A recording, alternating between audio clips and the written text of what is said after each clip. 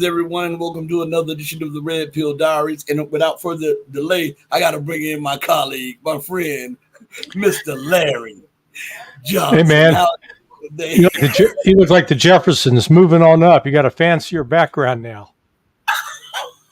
Hey, it's all because of my son, Larry. My son does all of this technical stuff, and he is like toying with little things. I have no idea. I'll just give him an idea, and I'll say, "Hey, could you make it look like this, this, and this?" And he'll, "Dad, move out of the way, Dad. Just move out of the way." You raised him right. Give the kid credit for appreciate creativity. That. Yeah, Larry, I wanna read to you two definitions, and then we'll discuss this Venezuelan thing with the United States seizing the plane, because I think this is a step into international banditry, and I think it is a sign of a decline in empire. So, according to the Google's dictionary, the term international pariah means an international pariah, also known as a pariah state or global pariah, is a country that is considered an outcast in the international community. This can happen when a country's actions, policies, or existence are unacceptable to other countries. Right there. Now, the second word is bandit. Bandit. The word bandit means a robber or outlaw belonging to a gang and typically operating in an isolated or lawless area. Aren't those apt descriptions of America right now in the international community and in her policies towards other nations who rebel against her dictates?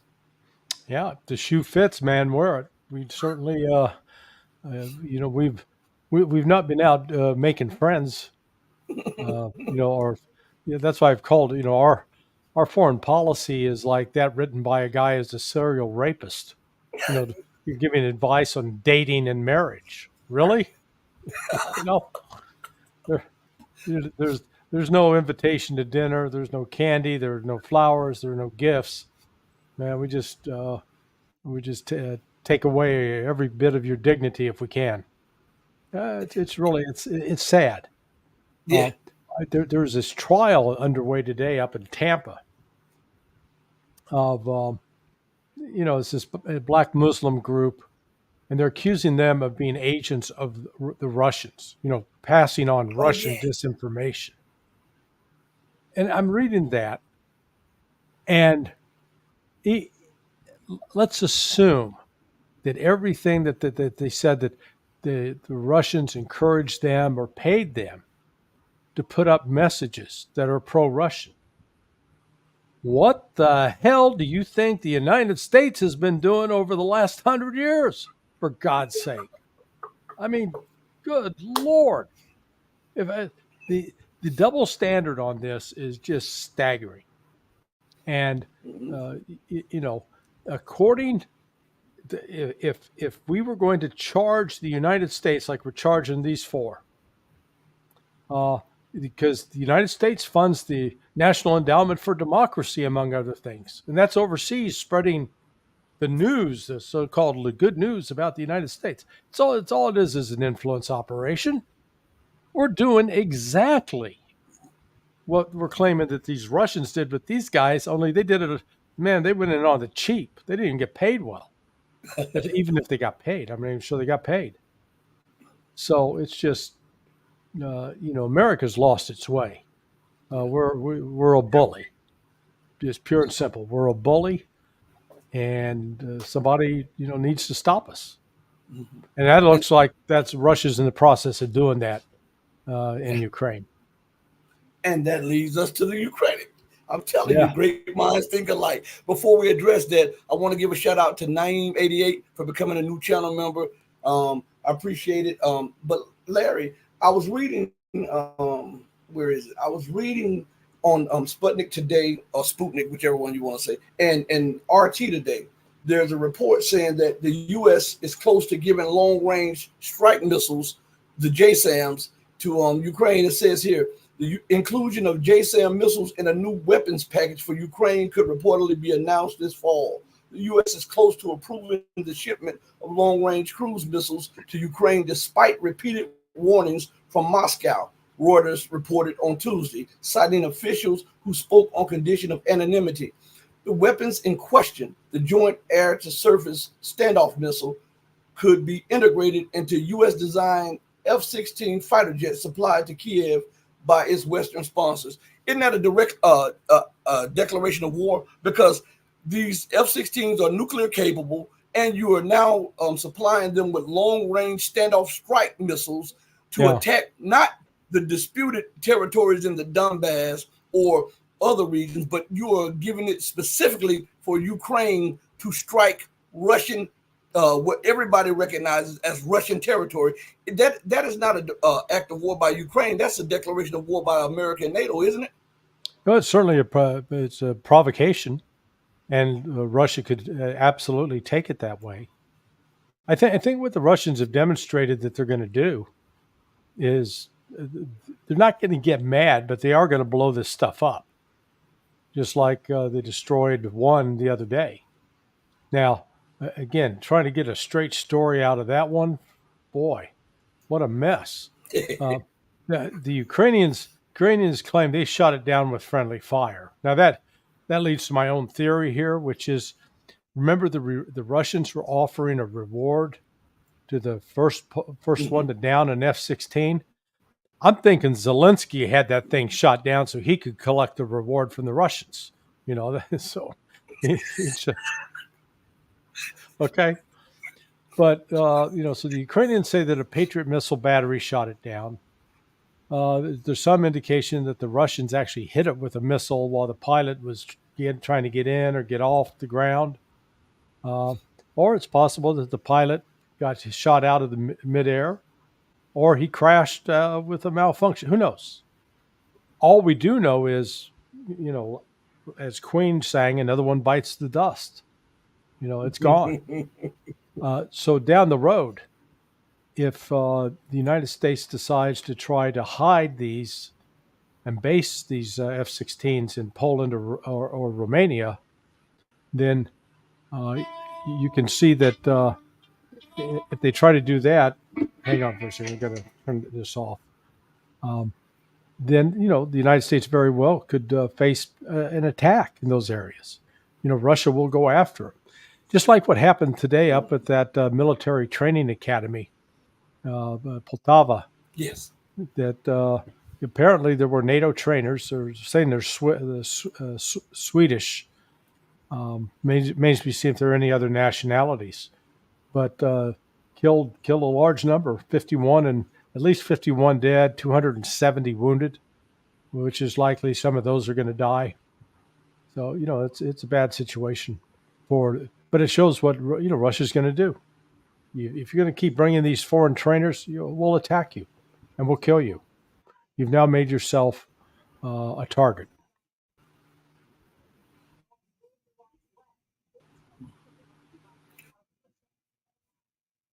Do you think that Russia should interdict some of this stuff before it reaches you?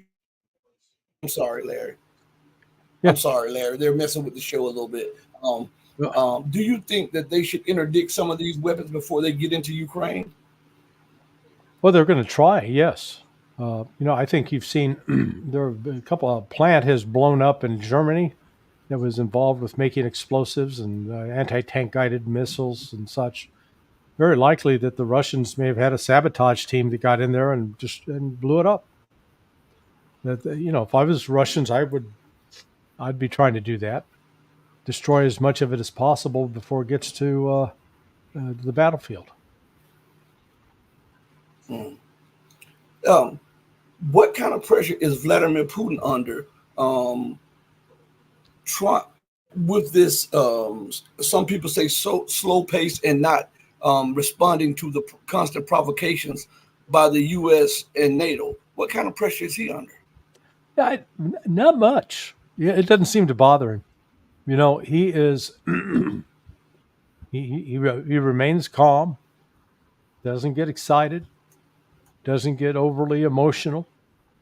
He can get a little tight-jawed sometimes, but I think what we've seen is, so far, this was not a perfect Russian strategy from the outset.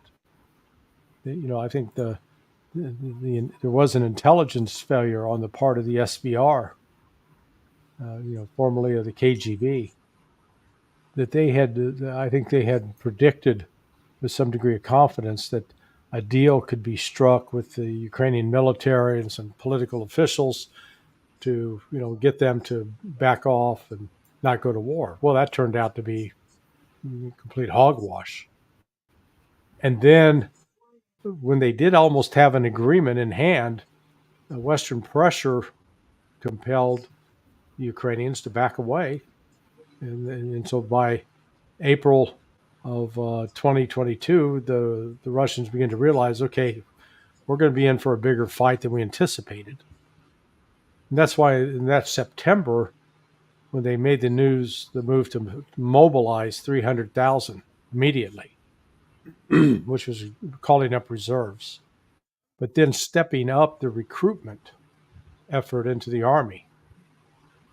And, since probably October of 2022, we're coming up on 2 full years where they've been recruiting 30 to 40,000 soldiers a month. So, that's over probably close to 1 million new soldiers on top of what was already in, and the ones that are coming in getting trained at at least 6-month intervals.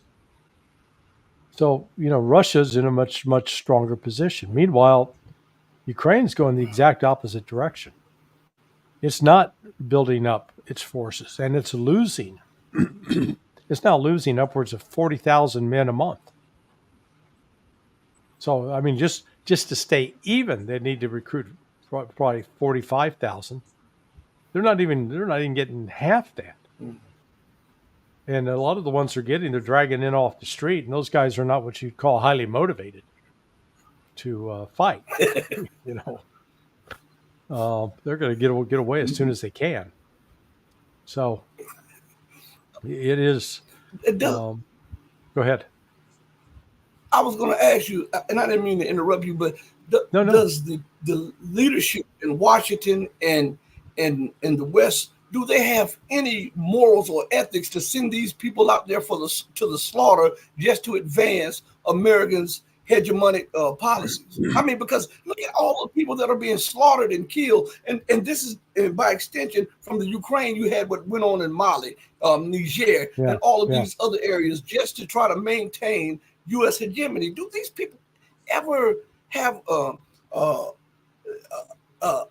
epiphany or a moment of reflection to say, hey, maybe what I'm doing is going to send me directly to hell, to not pass go, to not collect $200, but straight to hell? Yeah. If you ever cut yourself while you're shaving and you tear off a piece of toilet paper and stick it there to try to stop the bleeding? That's what these other countries, what these Ukrainians are to the United States. They're that toilet paper you stick on there to stop the bleeding. Just something you can use. No regard for it, no care for it, nothing. I mean, it really is. We're talking about a level of evil here that is just satanic. The United States convinces itself that it's out of the world doing the right thing for the right reasons, and yet all we leave behind us is a wake of destruction, death and destruction, widows and orphans. And, we facilitate this just across the board.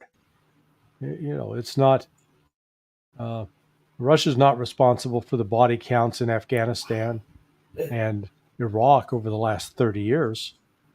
You can pin the Soviets' responsibility for what happened in the 80s, but after that, that's on us, particularly in Iraq. And then Somalia, ditto. Libya, ditto. Syria, ditto.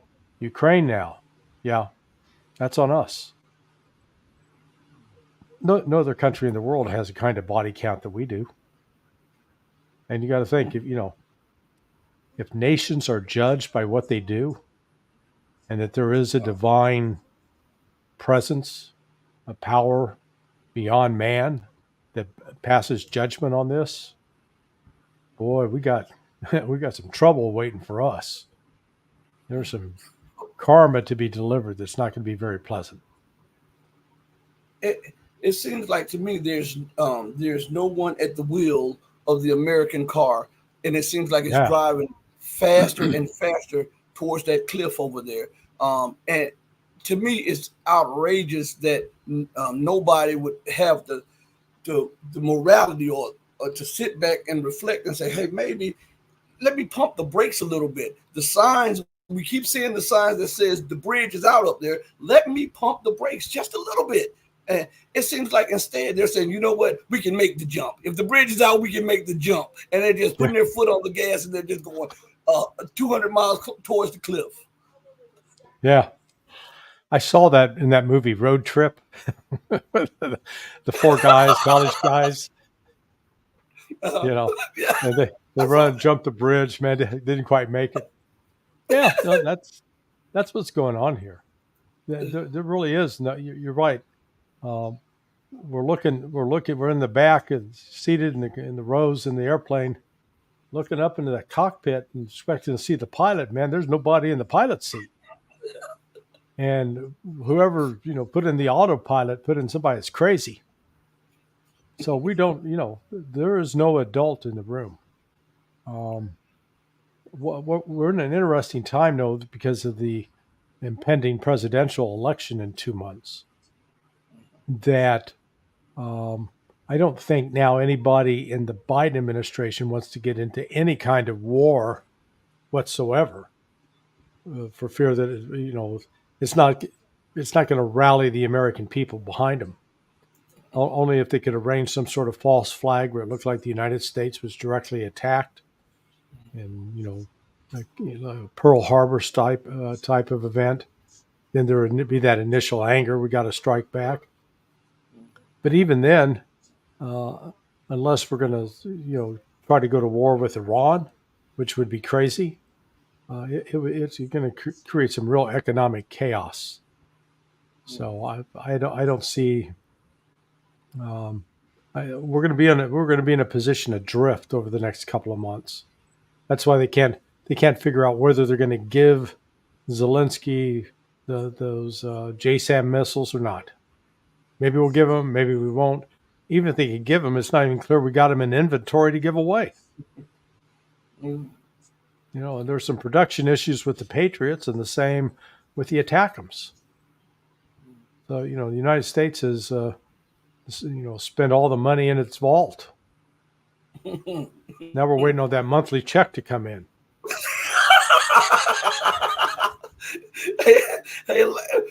Before I address the question that's put to you in the chat, I want to ask you, what is going on with Iran and its retaliatory strikes against Israel? I bet you they're listening to some Otis Redding sitting on the dock of the bay, man. They're in no rush. They will retaliate at a time and place of their choosing. And the more they can keep the United States and Israel guessing, the more they keep them off balance. I've described it as, this is like those side effects from a bad dose of Viagra. United States has said, ready, we're ready. Now we've been ready now for 3 weeks. We're ready. It's so, man, this readiness is getting, we can't maintain our readiness. Yeah. And I think also, I was getting ready to say on that, Larry, also remember that it costs a lot of money to stay in that state of readiness. Yeah. And tell you what, each passing day, they're going to need to, that's going to make one more day closer that they're going to need to pull those forces out to resupply, if nothing else. So, and, when I do firearms training and training people with to carry concealed firearm, there are 4 levels of awareness. There's unaware, that's like when you're asleep or you're just watching TV, you're not paying attention. There's aware, that, okay, you're alert for the possibility that there might be a threat somewhere.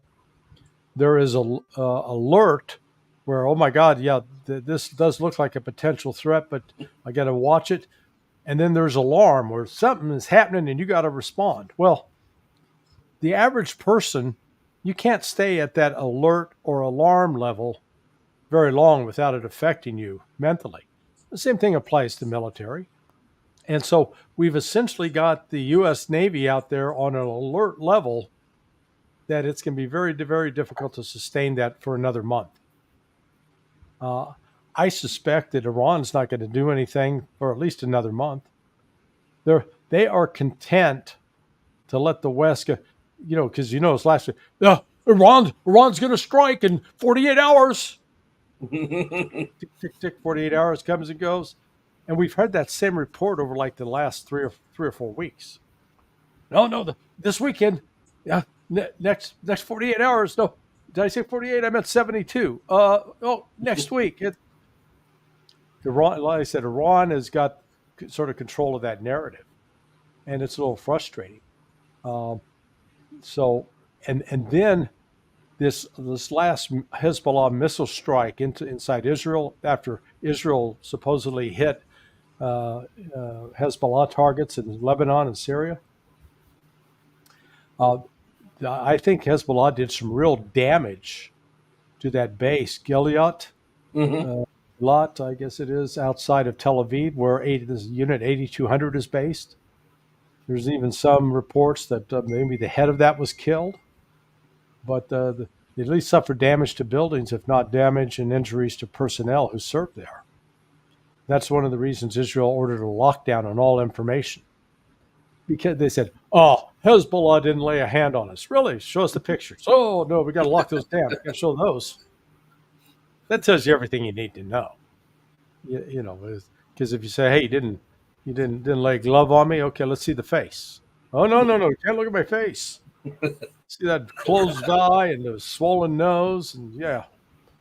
So the war's just sort of entered Israel is stepping up its attacks in the West Bank, and the violence is growing there. They haven't resorted to the kinds of bombing strikes in the West Bank that they did in Gaza. They're using ground operations there, and then they're suffering. They've been threatening to invade Iran for the last 9 months, or invaded southern Lebanon. Excuse me. But I think Israel and the United States are now sort of both caught. They don't know what to do. All the traditional tools that we've used to put these people back in their place haven't worked.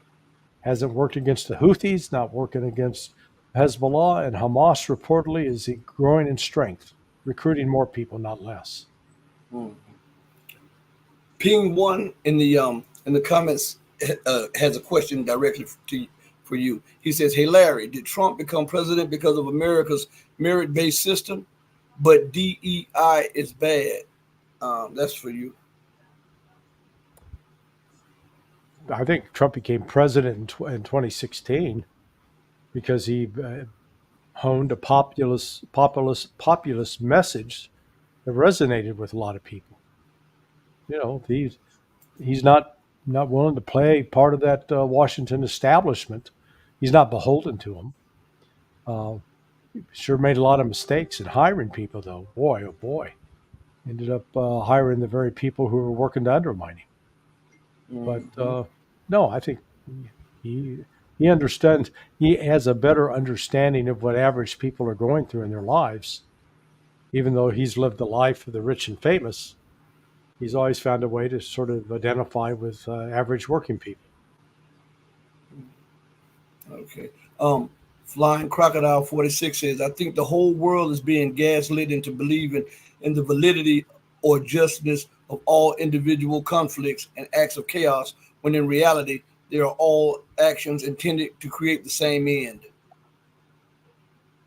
That's for you, I guess. Yeah.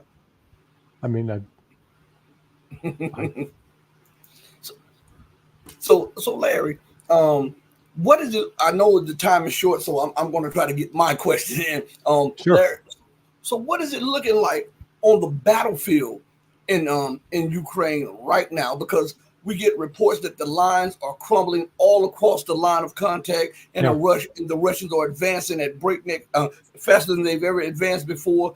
And also, there are reports that there are Georgians, French, and some U.S. Western speaking so-called quote unquote mercenaries that are in the ranks of the Ukrainian forces trying to maintain that line. What is going on? Will this thing spill over? Yeah, well, the Ukrainians are losing and losing badly now. I think it was said earlier that back a year ago, on average, the Ukrainians were losing about 24,000 people a month, killed and wounded. Maybe less, 210. So 210,000. Now that number's up over 40,000 a month. They're losing. Let's see, I can't even do my math properly here. But if you're losing 2,000 a day, and then you do that over 60 days, you're up over 600,000. Or 60,000. Excuse me, 60,000 a month. So if you're losing 60,000 a month as opposed to 24,000 a month, significant difference. And Russia's not faced with that. Russia's not having losses anywhere near that number. But Russia has something Ukraine doesn't. It has a training pipeline so that there's standardized training. All Russian soldiers go through the same training. They get issued equipment. They go through advanced individual training. And then they're deployed with some experienced people who are senior non-commissioned officers who have experience and have survived on the battlefield. Ukrainians don't have that. Their cadre of senior NCOs has been greatly diminished, killed in action, wounded in action. And the troops that are being sent forward are not being subjected to any kind of lengthy training at all. And we saw today in Poltava, one of the reasons why. Because if you bring a bunch of them together to train, you're creating a big fat target that the Russians can hit, as they did. And then you've killed, between killed and wounded, over 300 people out. Just that one strike. Significant. So Russia, in this, it's been the case with most wars. You get periods where there doesn't appear to be much progress on the battlefield, that there's attrition. And when one side suffers more losses than the other side, you then reach a tipping point where that enables the other side to move with greater speed through your ranks. And that's exactly what's happening now, all up and down that line in the Donbass, north to south. So we're talking over about a 600-mile length. That's like driving from Tampa, Florida, up to Raleigh, North Carolina. That's a lot of territory to cover, and if you had to defend all along that, good luck. That's sort of what's going on in Ukraine, and people don't appreciate the scale and scope of this. They think it's just confined to a couple of baseball fields. It's not. Last question of the day. I wanted the last question, but since Warren stole my questions, Warren, I'm the host. You can't steal my questions, man. No. Yes. What did Warren have to say?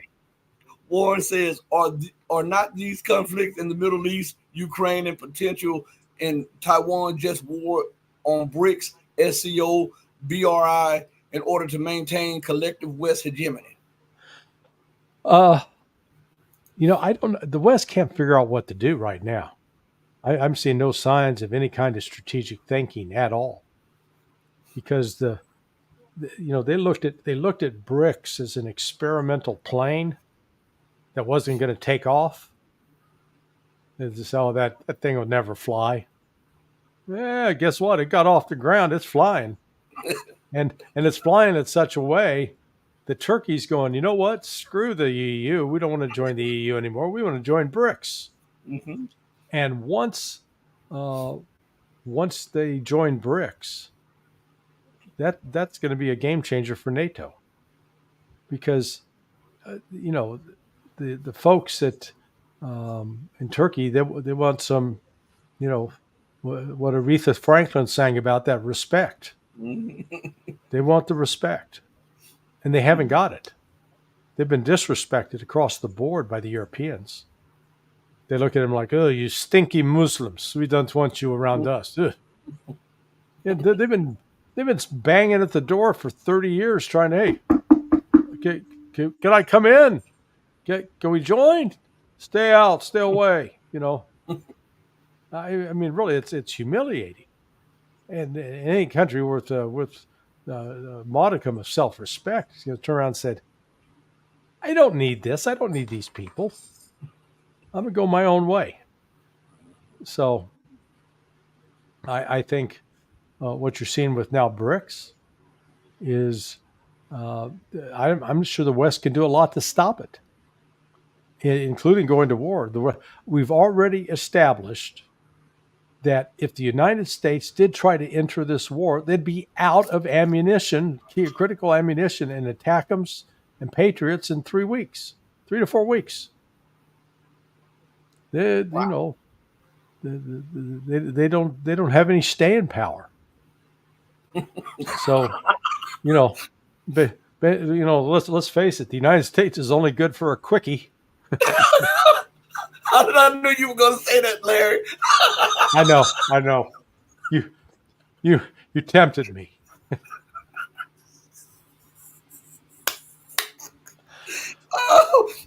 Sorry. Larry, I knew you were going to say that. I started laughing immediately before you even uttered the words. I knew it was headed there. Well, it really is. It really is true. We like,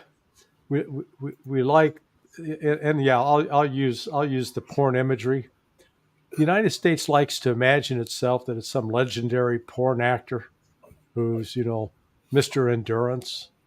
And the reality is the United States is going to be good for about a 15-second appearance. And then we're going to go, is that it? Where'd they go? Because, we're all of a sudden, it's not like we can turn a factory on and say, okay, start cranking out those Patriots, baby. We do. Lockheed Martin does 550 a year. That's about 1.5 a day.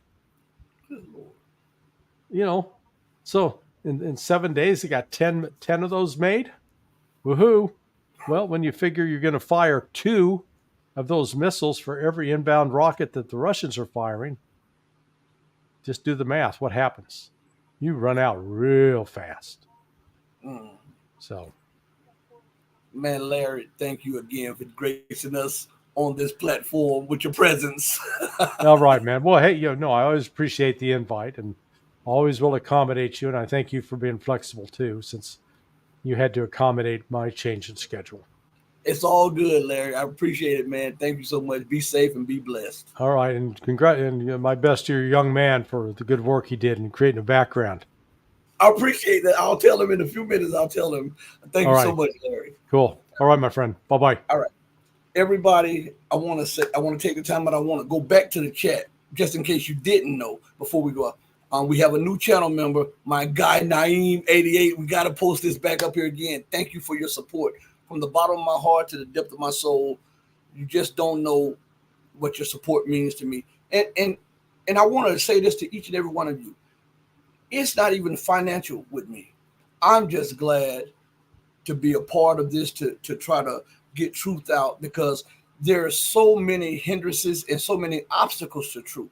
And sometimes even those who are espousing truth get burned out a little bit. And when you see a person become a channel member or a Patreon or a super chat or a super thanks, it sometimes motivates you. It puts a little bit more spunk in your trunk, a little more gas in your tank to go that extra mile. And I want to thank each and every one of you for giving me your time, because just like with monetary donations, your time means so much to me. I don't want this day to pass, and I don't want any day to pass without each and every one of you knowing that I really appreciate the time that you've allotted to this show. And I hope that the time that you spent with us, you have received an equal or greater payout for the time that you spent. On that note, I want to say to you all, know that I love each and every one of you who loves truth, but know that the love that I have for you will always pale in comparison to the love that God has for you. Until we next speak again, stay strong, stay true, but above all things, stay righteous. And remember to do right by others, not because other people are watching, because we know that God will always be watching.